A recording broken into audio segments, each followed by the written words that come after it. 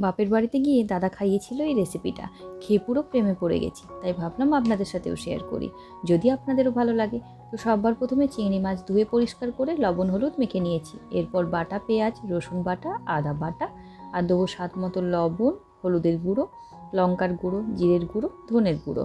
সর্ষের তেলটা একটু বেশি করে দিতে হবে। ভালোভাবে মাছটাকে দোলাই মলাই করতে হবে। এরপর রেস্টের জন্য রেখে দিতে হবে।